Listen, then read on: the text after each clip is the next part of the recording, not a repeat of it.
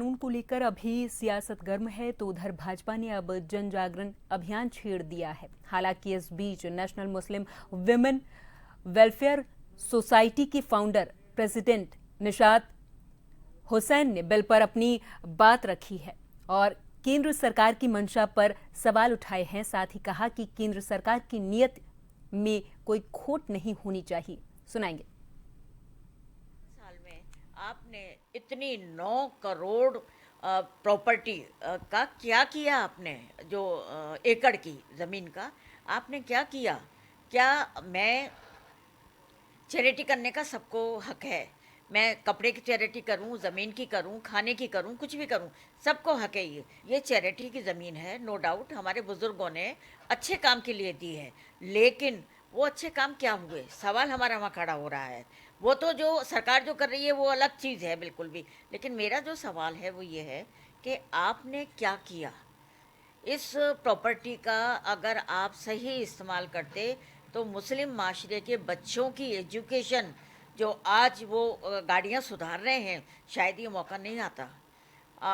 कौन से हॉस्पिटल शुरू किए आपने?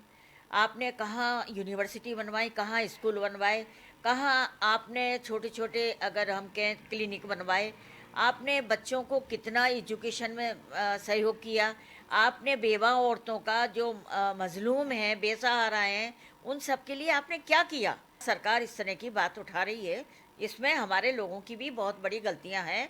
वो सच्ची बात और कड़वी बात कहने में मुझे कोई भी आपत्ति नहीं है। सरकार मशवरे ले रही थी मुस्लिम्स के सबके, तब भारतीय मुस्लिम महिला आंदोलन ने 19 पॉइंट लिख के दिए थे कि ये चीज़ें इसमें डालना बहुत ज़रूरी है।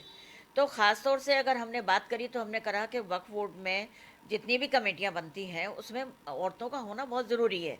और औरतें भी वो नहीं जो जो पॉलिटिकल बिठा लिए आपने, बिल्कुल अनपढ़ जाहिल बिठा लिए आपने। वो लोग जो माशरे के बारे में समझ रही हैं, जो काम कर रही हैं, जो सोशल वर्क कर रही हैं, जो वक्फ संपत्ति के बारे में समझती हैं, कानून के बारे में समझती हैं, ऐसी औरतों को आपको लाना है। तो कहीं ना कहीं एक हमारे 2-4 पॉइंट उन्होंने लिए हैं।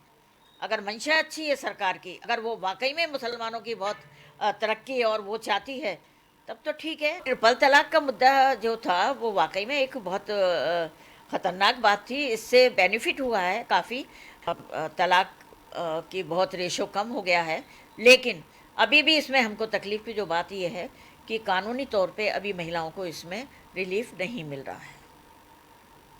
तो इस तरह की सारी चीज़ें हैं।